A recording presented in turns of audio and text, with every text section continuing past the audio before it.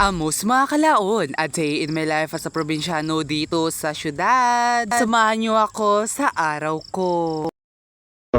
Ngayong araw nga ho tayo ay maglalakbay at pupunta nga tayo sa Tinigiban Elementary School. Samahan niyo nga ako maglakbay patungo sa Tinigiban. Dahil alas 7 pa lang nga ho talaga ng umaga at sobrang taas na nga ho talaga ng sikat ng araw at sobrang sakit na nga talaga sa balat. Kaya mas pinili ko pa rin maglakad dahil sa itong vitamins and exercise for my own information. Habang naglalakad nga si Kalaon papunta nga sa Tinigiban, kanya nga nasilayan ng isa sa pinakamataas nga ho na Christmas tree dito sa Puerto Princesa City. O sa wikang English nga ito ay tawaging giant Christmas tree na kung saan ay maraming palamuti at mga bulaklak ang inilagay dito nang sa ganun magkaroon ng palamuti. By the way, ngayon nga ho sasabihin ko na sa inyo kung ano ho talaga yung rason ko kung bakit nga talaga tayo pupunta sa Tinigiban National High School. Dahil alam ko na lang ho talaga matapos na ho talaga yung ating grade 12 journey mo. At basta third quarter at fourth quarter na nga ho talaga or second semester na nga ho talaga itong ho talaga yung tamak-tambak na ho talaga na gawain na dapat mo talagang gawin agad-agad. Para hindi ka ba matambakan ng gawain? Dahil meron nga ho talaga kaming culminating activity nga ho this coming January. At isa din nga ho talaga ito sa mga competency nga ho talaga na dapat nga ho talaga namin gawin nga ho sa culminating activity na subject. At yung mga subject nga ho na aming pinag-aralan noong kami nga ho ay grade 11 at grade 12 ngayon ay aming i-apply nga ho sa culminating activity. Anin na section nga ho yung UMS kaya nga ho nagkaroon nga ho talaga ng pag-assign nga ho sa bawat subject. At pinapunta nga ho sa amin na subject ay ang creative writing and creative non-fiction. Kaya gagawin nga ho talaga namin to ng output kung ano nga ba yung aming mga natutunan na dapat nga ho talaga namin maipakita sa output na yun. Siyempre, isa rin nga itong competition nga ho talaga sa ibang section nga ho. Kumbaga, pagandahan ng design, pagalingan sa effort, and one of the essential nga ho talaga dapat ikaw ay isang recyclable person.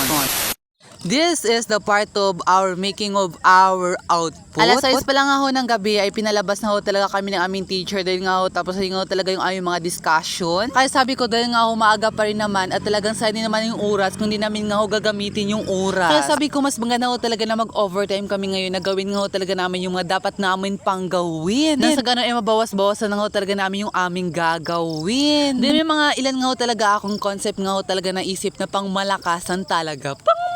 Hindi, pero parang pang malakasan na pero makakatipid ka. Kaya as you can see nga ho, abang kami nga ho ay naglalakbay, may nakita nga ho talaga kaming sirang electric fan. It's about 2 tapo na din nga ho talaga sa basurahan and kinuha na namin Parang bigla bang may pumasok nga ho talaga na idea sa isipan ko. And sabi ko talaga ay gagawin natin to kasi maganda nga ho talaga yung naisip ko. Ngunit sa kasamang palad nga ho talaga ay na-stress tayo at na-mental block tayo at hindi na po natin alam kung ano nga ho talaga yung ilalagay natin. Kaya mahalaga talaga na kung ano nga ho talaga yung pumasok sa isipan mo, abay isulat mo na yan nga ho talaga sa notes mo nang sa ganun, hindi mo na malilimutan. Dahil sa gabing ito, wala rin naman tayong ginagawa. Ito scroll lang tayo sa cellphone, kaya wag natin talasangin yung oras. Kaya sabi ko, gagawin ko na ngayon ding gabi mismo. At tignan nyo, ito nga ho talaga yung resulta nga ho ng aking ginawa ngayong gabi. Pero hindi lang yan, marami pa pong iba. By the way, hanggang dito na lang po yung aking video. Maraming salamat at patuloy nyo lang akong suportahan.